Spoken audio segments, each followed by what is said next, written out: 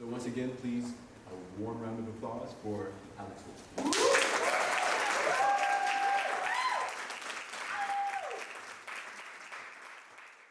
So I'm going to be presenting today why so many millennials feel unaligned with their age, breaking down our generation's complicated relationship with adulthood. And this talk is about an hour and 15 minutes long, so I gave a heads up to make sure everyone was hopefully well hydrated and fed, because you know how I am about attention spans, if you're familiar with my work. And I did design the talk to have mini breakout sessions in between, so there'll be a few minutes where you can talk and just share your feelings with the neighbors. So relax, because you will be talking to the people next to you. This is a room of very impressive people, artists, thinkers, entrepreneurs. So yeah, we're gonna get started. And you can see here, I used a meme. I have memes throughout the presentation. Not only are memes great because they're funny, but they are, in my opinion, a separate language that I think is very millennial, so I felt it would be fitting to include throughout the presentation. So what I'm gonna be talking about is a feeling, and the reason why I have to emphasize that is because I do understand that this is subjective work, and before I even start, I want to clearly acknowledge that I'm in no way trying to imply that all millennials feel unaligned with their age or that only millennials feel unaligned with their age. I'm very aware that this is a generality, and so obviously this is for those. So I'm just saying that for the people who come at me like, not me. And so what is this feeling? What am I talking about? What does this feeling feel like? Well, it's the feeling of being apparently years old. And basically it is, you know, every day is fine, but then there comes the moment where you have to actually say your age or do the math or crunch the numbers, and you're like, it sort of sounds like this in your head, like, I'm 27, ... apparently, or I just turned 35, apparently. It's when it's not really registering, it feels like something's off, like the birth certificate is wrong or something. So raise your hand if you've felt this before. So, okay, yeah. So this is the feeling that I wanted to break down. And in a nutshell, it's this meme. I posted this yesterday. I don't know if you saw it. It's this feeling of being unprepared to deal with aging, the inevitability of aging. So throughout this work, this is stuff I've been researching for the past 6 to 12 months. And when I was doing this research, I asked myself 2 questions that I want you to ask yourself as I'm going along.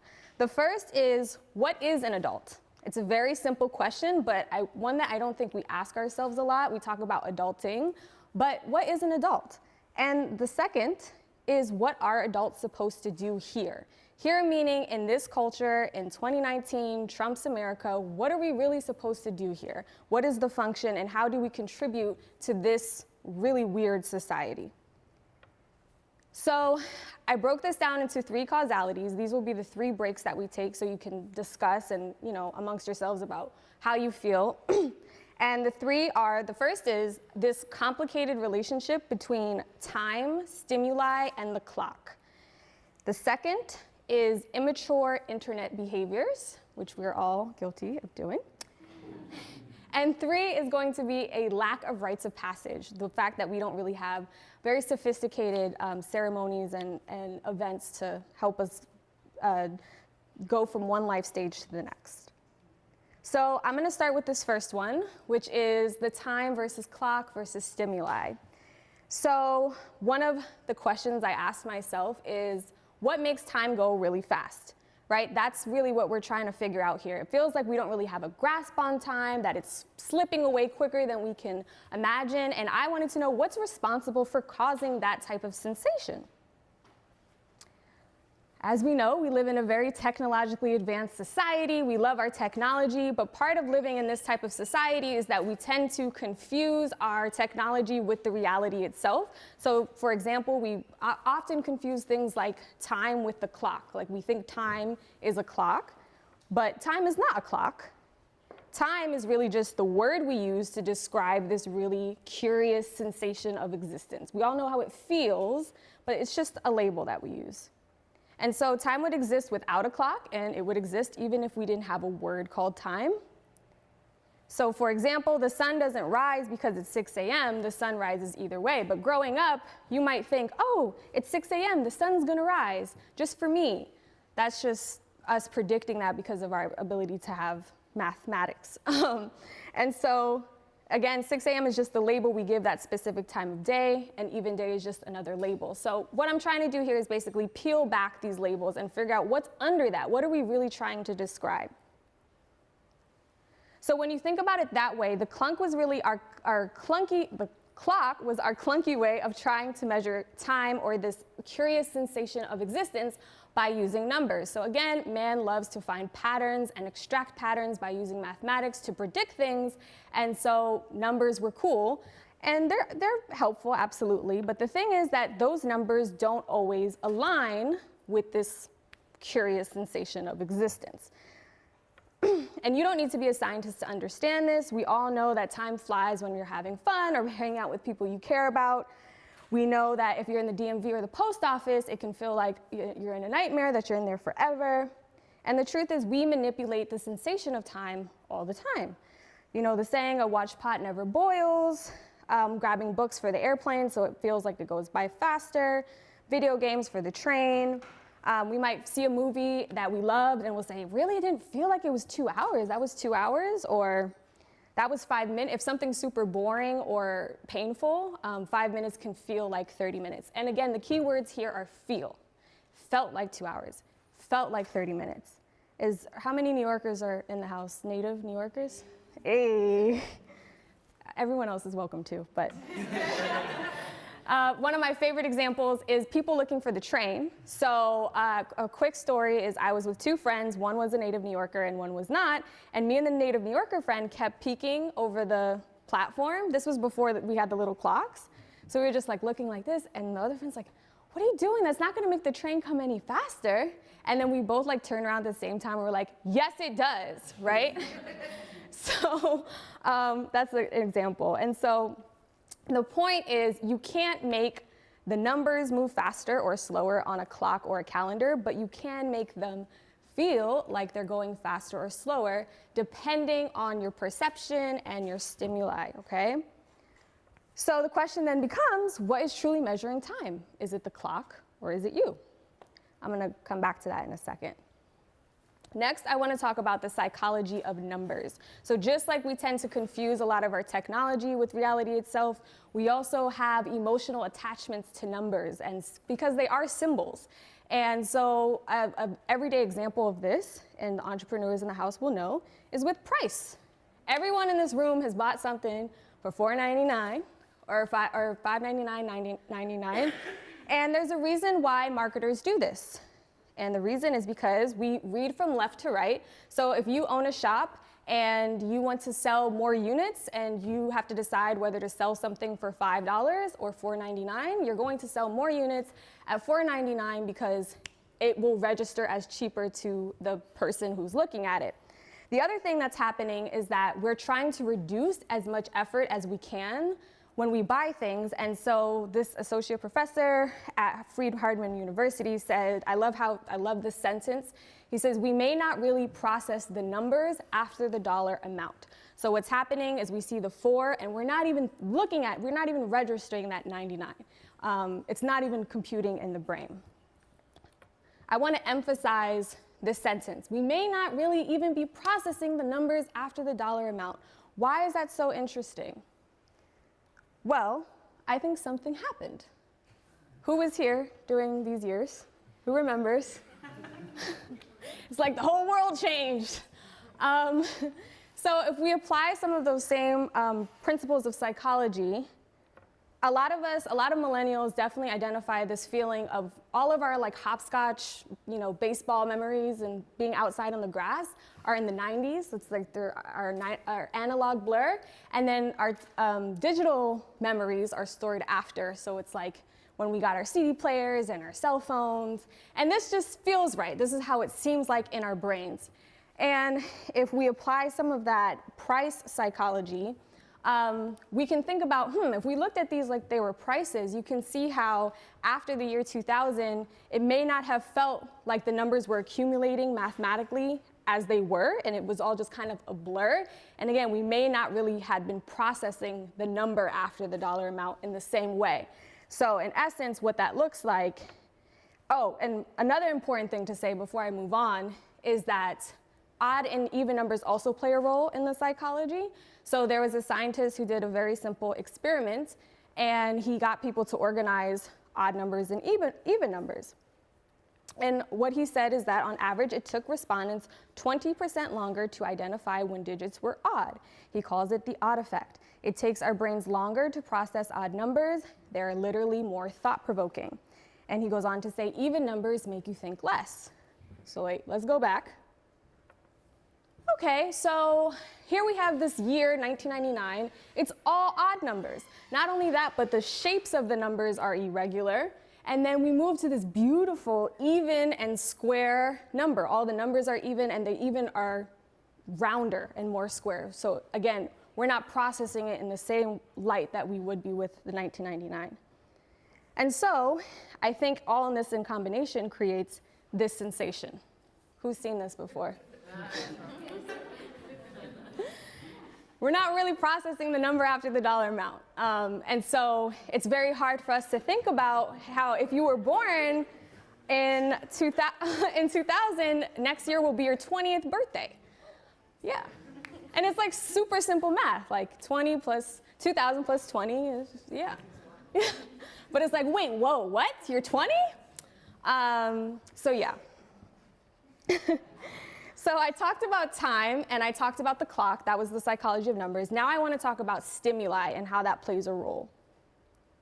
So there's a proportional relationship between stimuli processing and the sense of time speeding by. And if you were a millennial growing up as a kid, you know we had a bunch of stimuli. It kind of looked like this. We were aggressively marketed a bunch of gizmos and gadgets. Raise your hand if you went through at least one of these market adoption. Yeah, that's everyone. And what about two? Raise your hand if you went through two. All three?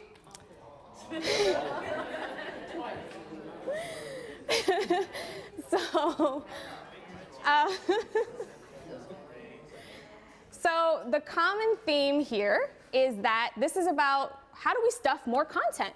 How do we get more songs on the gadget? How do we get more movies on the gadget? And how do we get more telecommunications on the gadget? And so ultimately they figured out how to get it all on one. And that's just the hardware.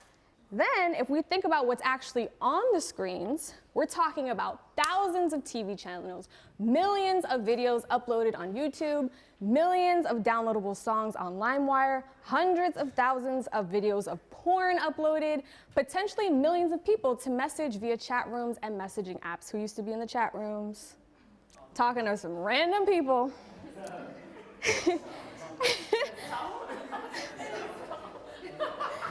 So we had all this stimulation, and not only that, it was free for the most part. It was not something that was reserved for the super wealthy. It was something for the most part we had a lot of access to. So I want to go in the past. You all want to come travel in the past with me? Yeah. We're going to go to 1975. And we're a 13-year-old, and we're getting out of school. And again, I know millennials played outside, all right? I'm not trying to say we didn't. This is me just trying to prove a point, right? So we're 13, we're outside, and let's pay attention to our environment. What do we see? We see, we have the natural stimuli from the wind. We can smell the grass. Everything's natural. We're getting natural stimuli. The only artificial stimuli, maybe, like a ball. Balls are fun. They're unpredictable. You can play lots of games. Maybe a kid in the neighborhood or a few kids that you can play with. And these are like your 2 points of artificial stimuli for the most part. And what is this environment showing us? It requires movement and face-to-face human interaction. And FYI, movement and face-to-face interaction are preventative for depression, just so you know that. So now, that's 1975. We're going to move to 2006. We're 13, and we're just got out of school, and now we're at home. So right away, we're in a different environment. We're not getting that outdoor stimuli in this case. We're inside. Our parents don't want us to play outside because there's kidnappers, blah, blah, blah. Who cares? There's cartoons inside anyway. So right away, artificial stimuli coming from the television. This television is different than a 1975 one. It has special programming just for your teenage brain, MTV, all that good stuff. It knows exactly what you want to see. You're sitting on the couch, you probably have a gadget, maybe not the iPhone per se, but some kind of mini gadget you're texting your boo on or whatever, downloading ringtones.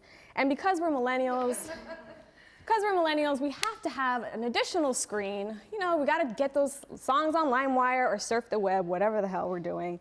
And because it's good old US of A, some good old junk food, which again is hyper-designed food to stimulate you, to exploit your senses. So this is our point of stimuli in these environments. And what's different, this environment doesn't really require any movement, and it doesn't really have any face-to-face interaction. If you do happen to have a sibling in the home, the chances are their faces are also stuffed into a screen. And so really what we have is a hub of masterfully designed stimulation. And does anyone watch Black Mirror? Okay. Well, it's a very similar setup here. Comfortable place to lay down. This is an episode where the man lives in a society where all he has to really do is lay back and enjoy the show. And as long as he shows up and does his little exercises, he gets his points, which is his currency, that are his attention. And so he doesn't have to do anything. He just has to lay back and be entertained. And so I love how this mechanical engineering professor at Duke put it: the number of mental images the brain encounters and organizes shifts the state of our brains as we age. This shift in image processing leads to the sense of time speeding up. So when you think about it that way, kind of makes sense why the clock doesn't feel right. So just to quickly go over those three themes, the clock is a measuring stick of time, not time itself. It's a helpful tool or system to measure the sensation of existence, but depending on your perception and stimuli, it can align poorly with that measuring stick. The clock and the calendar have numbers, and numbers influence our psychology and perception of time, confusing us to pay less attention to the numbers after 20 in the year 2000. And especially, you have to consider how young we were. We were still forming our ideas of how time is supposed to feel. And lastly, stimuli. The amount of stimuli influences how quickly we perceive time. We've encountered more contact with supernormal stimuli than any previous generation in history. No wonder it feels like the clock is off. So we're gonna take what ironically will not feel like a 1-minute break to talk to someone next to you about your trippiest experience of time. And I'll come back with the second. Go. Okay, let's bring it back. Let's bring it back. Let's bring it back. That was more than a minute. All that stimuli. Okay. How are we feeling? Good, that's the right answer. So now I'm going to move on to the next causality, I believe, why many millennials feel unaligned with their age. And it is internet behaviors. Not just any internet behaviors, immature ones. And why do I have to make that distinction? And what do I mean when I say immature? Well, when social technology was being formed, we were in our early adolescent stage, and it was also in its early stages. It was just being formed. And so we were both kind of developing at the same time, which makes us have a very special, unique relationship with it. We also have to consider how young the developers who were designing these communication platforms were. A lot of people don't know that Zuckerberg was 19 when he founded Facebook. And you really have to think about that, because whatever a 19-year-old can build, you know. And also, when teenagers and immature people design communication platforms, they'll most likely design them to communicate like teenagers and immature people. And that's not necessarily their fault. I mean, you can't expect a teenager to come up with an adult, communication platform, but it's just people didn't know what they were doing, so they let the kids do what they want. So it looks like this. Another thing to consider is that engineers tend to gravitate towards screen-to-screen communications because they might have struggled with in-person communication in the first place. So these are already people who have a higher chance of having issues with communicating in person. So you have to think about the psychology of the designer because it will always leak into the design. So this is Jack Dorsey, founder of Twitter. So here are some examples of internet behaviors so you know what I'm talking about. It's stuff like liking a photo to communicate, leaving someone on scene. We've all been there. We've all done it. Using LOL to end a conversation. And so there's really millions. There's millions of little gestures that communicate messages without necessarily needing words. That's what these are. So, oh, this is like an example of it. Like, this is like the worst of it. I had one of, this is so funny. If life ever gets like this, just you need to do a refresh. So yeah, we have issues communicating. So I want you to think about how old you were when you started some of these gestures. Just think about it for a second. I'm gonna guess that you were probably around between the ages of 10 to 15, give or take, right? And like, this is us, you know, like whatever, internet, we're so cool. And for the most part, I think that at the time it was age appropriate. Teenagers are awkward and they are immature. And a lot of the reason why we spoke online is because we had restricted access to each other. We couldn't really communicate with each other. And so for the time, it was really age appropriate. That's how 13-year-olds talk. But here's the thing. I want everyone to look at this picture. It's such a great picture. So there's a process called synaptic pruning that happens during early adolescence, between early and late adolescence. And we can see here in early childhood, we have a few synapses, and then our brain does this really brilliant, intelligent thing. And when we hit puberty, it lays down all this wiring to figure out how to navigate. It says, how do I find out how to get food, sex, socializing, shelter? Teach me what to do so I can hardwire this into the brain. And then after some of those hormones fade away, it will drop and prune whatever is not stored, and it will then compute those things as how you get those fundamentals to survive. So you got to think about what got hardwired in our brains during that time, because it's a vulnerable stage to be in neurologically. And there's a researcher named Gary Wilson who I have a great appreciation for his work. He wrote a book called Your Brain on Porn, which is about the negative effects of high-speed internet porn on the brain. And an excerpt from the book says, a natural sculpting process narrows a teen's choices by adulthood. The brain actually shrinks after age 12, and billions of nerve connections are pruned and reorganized. This use it or lose it principle governs which nerve connections survive. That's something to think about.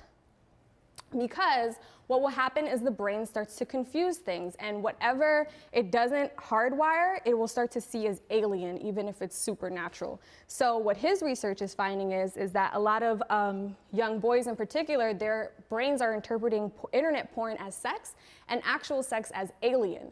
And we've seen an increase in erectile dysfunction in teenage boys more than we've ever seen before, and his research is pointing it to a high-speed internet porn. So they're not getting aroused because their brain does not see it as sex. It happens in sex. It also happens with food. Again, we have highly designed food that is meant to stimulate those senses, to the point that someone would be like, what the hell is kale? Or what is an apple? Get that away from me. I want French fries.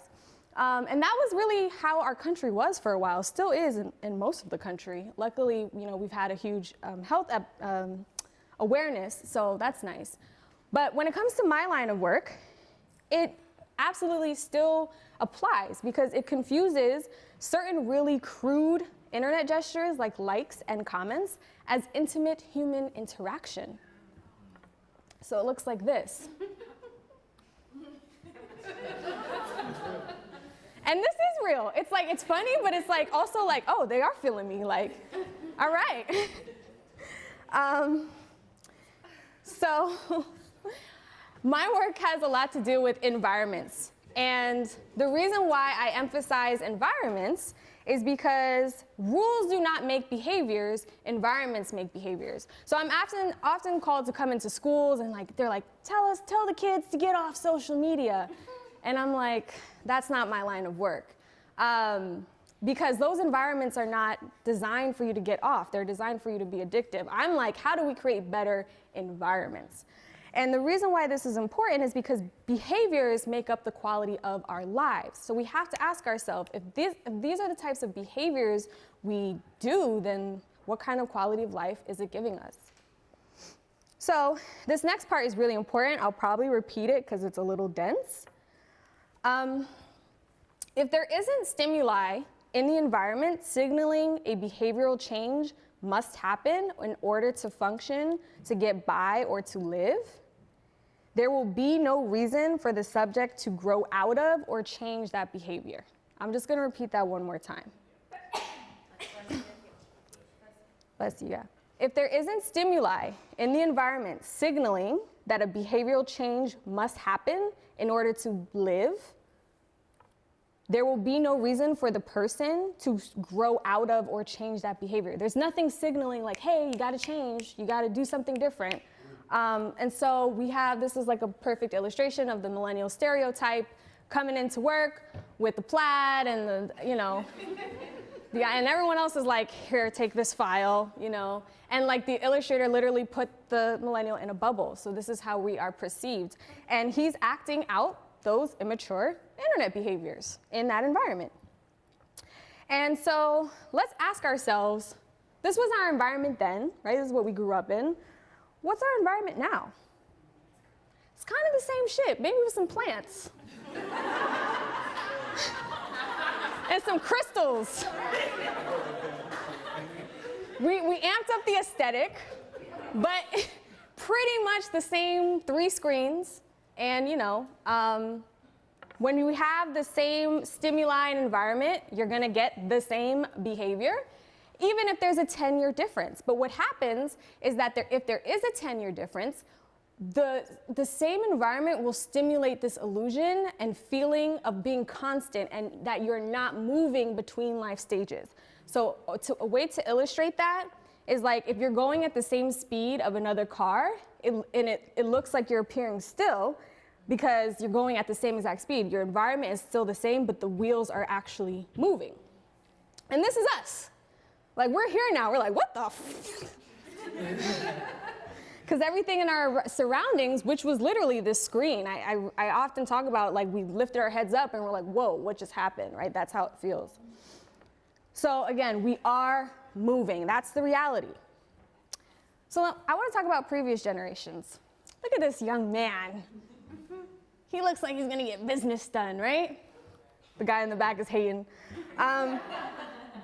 So previous generations had bigger environmental differences between these life stages, which pressured them to break out of their adolescence. There were things they simply could not get by acting out their adolescent behaviors. Shorty's coming in, she's got the heels, she has to be on the phone, she probably has to have way more human interaction than what we are used to. And they had to change more than we did to get access to adult things. Hey guys, you wanna go out on a date? Come meet my dad. You gotta come with flowers and candy, like to get access to things like sex. It was different. It was not just as simple as it is today. And so, yeah. So I imagine this didn't make time feel constant, but actually further contrasted the time between their life stages. So it's like if you have to change, you're gonna feel the difference that you're moving. You know that you're moving. It's very clear. So because there was very little need to change our adolescent behaviors to get adult things like money, sex, and socializing, there was very little need to change about our teenage selves to function, which is how many of us still function now. And so again, someone else was like, oh, I have this idea about millennials in the workplace. Plaid, selfie. And again, same internet behaviors that we started using at those ages. Hashtag at my desk, selfie, la la la. So this is what I think is responsible for what I'm calling like a cultural developmental plateau. And it's why I believe many of us to be stereotypically known for being stumped by things like mature methods of communication. Have you ever seen a millennial get a phone call? It's like somebody died. Oh my God, what's going on? So these environments taught us to embrace the easy, lay back, and enjoy the show, but not necessarily the other stuff that comes with life. And because even though we can get by using adolescent behaviors as physical adults, it's clear we're getting by with just the bare minimum. What do I mean? Well, look at the trivial turn our politics have taken in the past 5 years. Examples like Firefest, I think, are perfect illustrations of adults looking for adultier adults. And that is both burdened on the organizers and the people who fell for it. And the recent tragedy of Nipsey Hussle, I think a lot of people were unprepared to deal with grief and were not prepared to handle or process those types of emotions.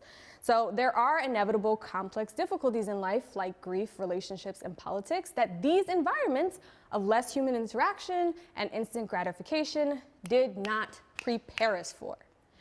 So now we have a whole industry of adulting. We have books and workshops and seminars, Adulting 101, which to me is really just a symptom of how unprepared we feel. It's really just us feeling unprepared to deal with reality. And it's really easy to not deal with reality when you have entertainment all the time. So, 1 minute break again. I want you to talk to a neighbor about what you felt unprepared for to deal with as an adult. Go. Okay, let's bring it in. 3, 2, 1. Thank you. Okay. Now I want to talk about the last causality. And this is where my research has really been expanding recently because I find it to be really freaking fascinating, which is this idea of rites of passage. And rites of passage are basically events or ceremonies that signify that you are moving from one life stage to the next. And here I have a quote by the late Tupac Shakur where he says, "I never planned to be a man, it just wasn't me."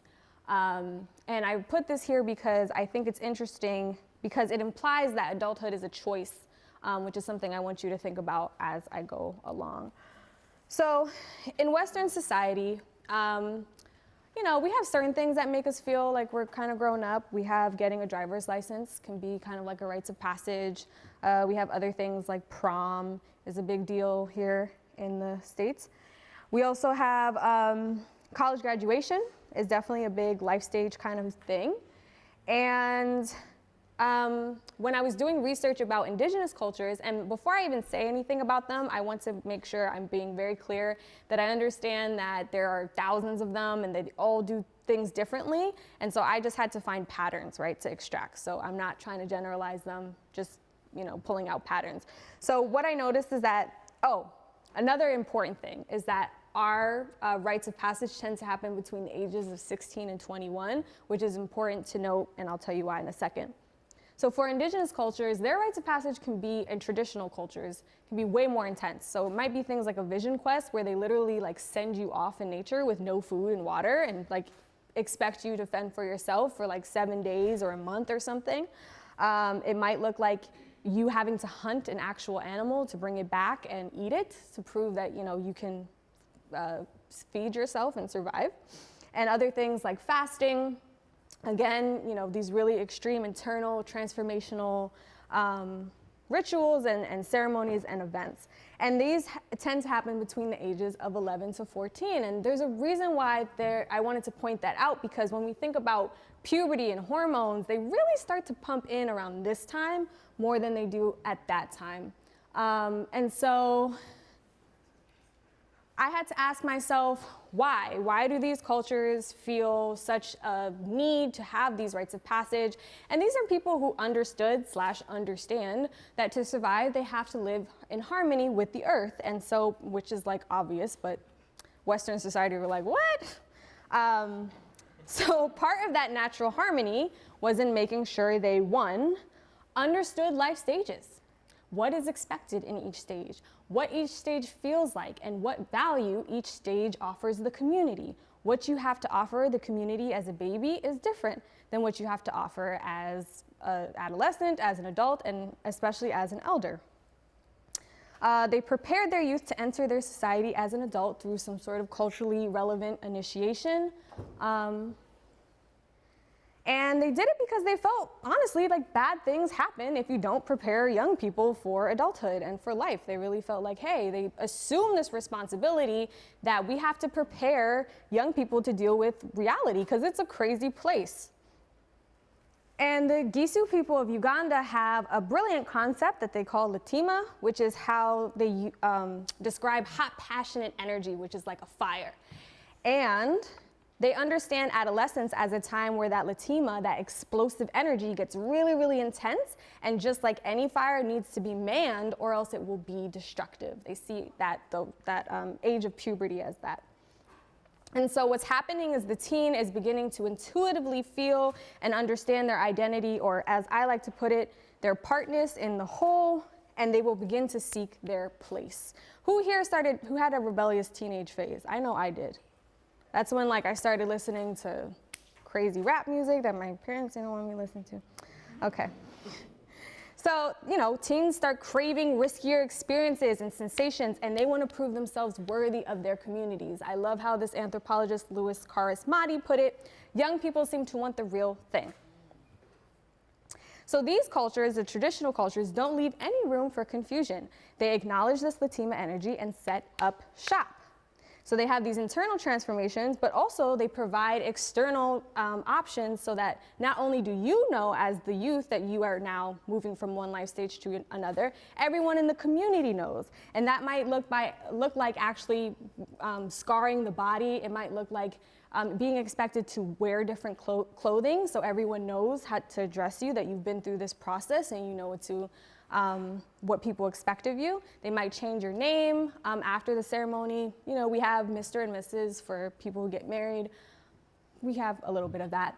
And in doing this research, I found this teacher who he grew up in South Central Los Angeles, and he helps young people who are in gangs get out of gangs and gang culture. His name is Dadisi Sanyika. And when he was doing this research, he's like, wait, scarification, change of dress, name change. He's like, that's what all these kids are doing.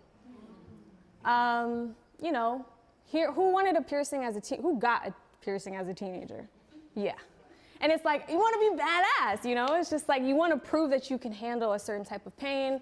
Tattoos absolutely are a way of scarification. Change of dress. Gangs are all about wearing a particular type of clothing, and of course, street names. We all know that we had street names, and gang members care about that. So I point this out to say that this latima energy does not seem to be something that is particular for these traditional cultures. It seems to be something that expands out through humanity itself. The trouble is that our way of channeling latima is that it tends to cause disharmony in our communities. And it can look like teen homicide, suicide, drug dealing, drug and alcohol abuse, incarceration, gang activity, teen pregnancy, and unwanted pregnancy. And all of these behaviors, the way we deal with them is that we further isolate the teens out of the community, which really doesn't help the issue, right? So they feel like they're not a part of it. And if you really look at those behaviors, they are efforted, yet they're failed attempts of the youth trying to feel the real thing, and they're doing it in ways that hurts them and their community.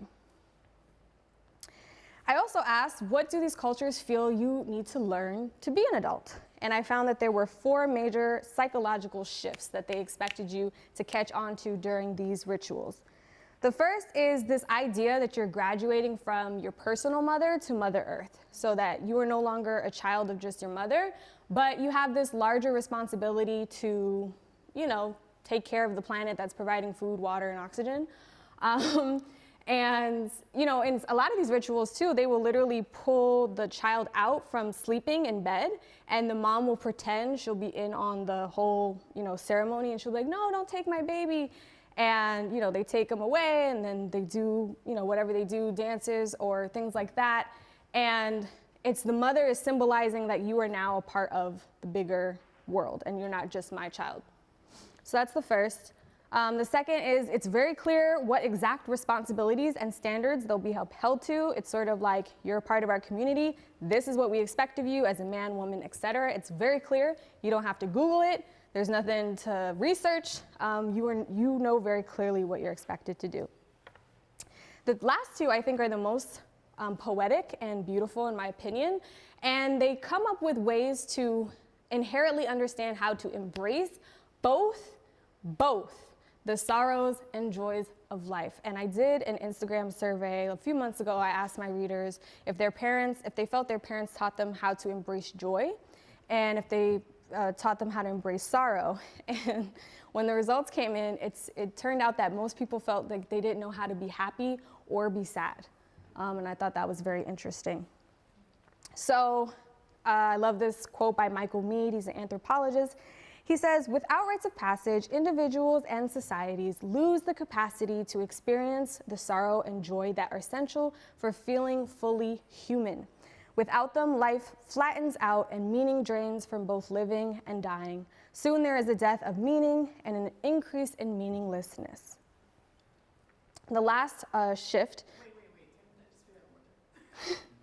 I'll leave it up for a few more seconds. We're recording this, so you're good. The last one, I love this one, is this concept. I used to be you, one day you will be me. Not literally, but that, hey, I'm older, I've been through some stuff, I could probably help you out when it comes to this, when it comes to that. And the other thing I realize with a lot of these cultures is that the youth are not, the youth are not the only ones who consider themselves lucky to move through the life stages. The elder people in the community feel rejuvenated by having this really responsible, excited youth. It makes them feel good as well. So there's this reciprocal relationship. And again, just visually, knowing that you will one day kind of look like this, and one day he used to kind of look like that, I think is very important. I'll get into that in a little bit. So the myth is that we don't want to be challenged. As adults, we don't want to be burdened with responsibilities and roles. The truth is nothing empowers us more than responsibility. We want to be good mothers and fathers and business people. The catch is we just want to feel prepared for it. The problem is we don't. And here, this is an old meme, I'm sure you've seen it, the horrifying moment when you're looking for an adult, but you realize you are an adult. And this is a perfect illustration of,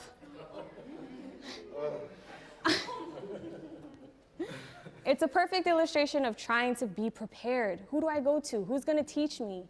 How do I grow up? So who do we get mad at?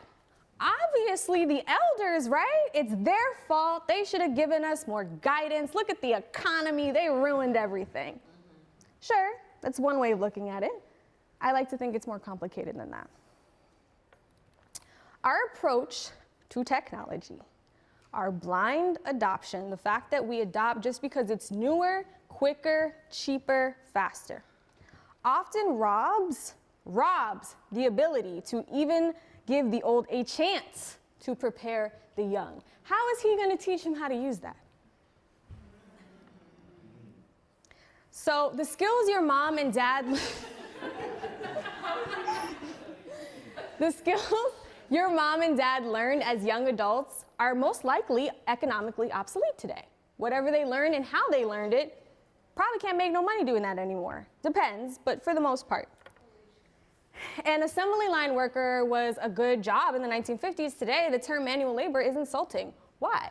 Because technology is supposed to do that. So the reason why they didn't teach us to navigate this social, political climate as an adult is because they can't. Our parents can only prepare us for the world and the economy they were given.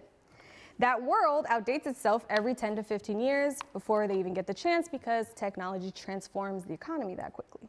Because, not the technology, the way we adopt it. Very, very important distinction.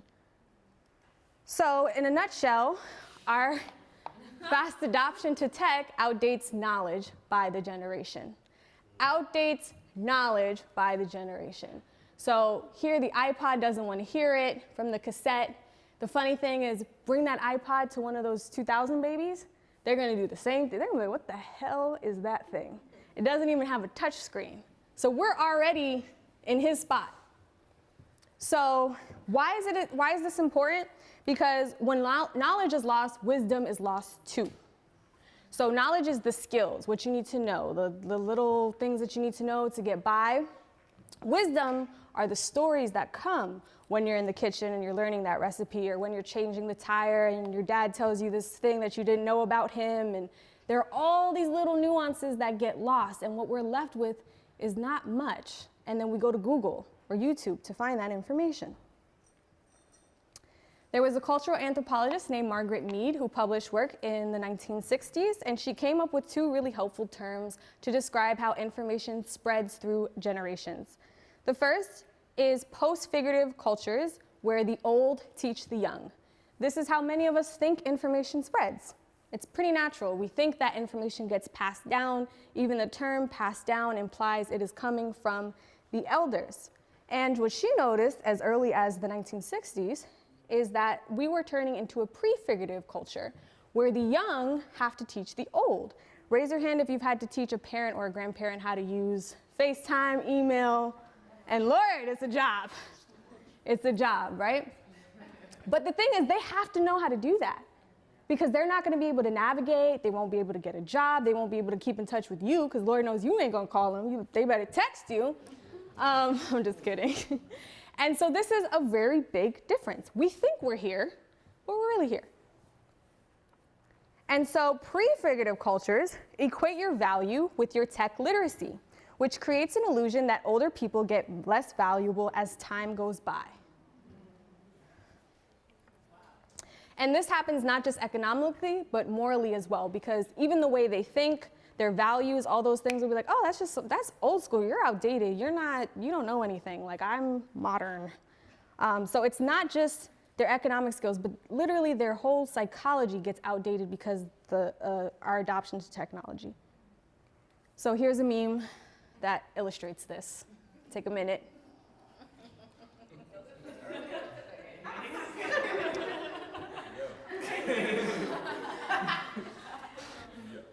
So messed up. And you know what's so funny too is that the reason why, jokes are funny because you don't expect, it's about surprise. So the tech literacy disparity is so wide that it's hard for us to even imagine that you can be this far off from understanding what's going on. So this illusion causes us to discard the value of the elderly to a point that we don't even identify with them anymore. And so we see this all the time. Breaks my heart, it really does. This is the Millennial Lord and Savior, Gary Vee. He just posted this. And it says, fuck you, Grandpa. He's literally saying, fuck you, Grandpa, in the video, and he's cursing out people who think social media is bad. Felt that was relevant to this discussion. So when we look at old people, we look at them and we don't see us. We see nothing. Psychology Today calls it the invisible years, and you can Google this. There are forums of a bunch of older people talking about this painful experience of not feeling visible when they go outside or when they hang out with their family. Here's a quote from one of the forums: "No one in the world sees me anymore because I'm an older woman." We are not immune to this. And this is why I wanted to do this whole presentation. I believe what we are beginning to feel is the tippy top of this inevitability of our cultural discarding. This will be a hard fall from grace for two reasons. One, we were branded to be the generation of the future. Look at this. There were all these, when I was doing research, all these articles and books about millennials being tech geniuses and they understand computers, they'll save us. Okay, so in 1995, President Clinton signed the Telecommunications Act, which helped fund over $70 billion on programming around computers in K-12 schools. And so here we can see on a legislative level this blind technophilia. How much do you want to bet he knew what he was doing or knew exactly how computers worked? No. All we knew is that we can compete with China and Russia, and we have tech geniuses. So just put those computers in there. We don't care what they're looking at. They're geniuses. This is an excerpt from one of those books that I just showed. Millennials are optimistic, responsible, ambitious, and smart. Yay. Partly because of their fascination and mastery of new technologies. They will produce a cultural renaissance with systemic consequences for America. Pretty ironic. That's the first reason that I think this will be a hard fall from grace.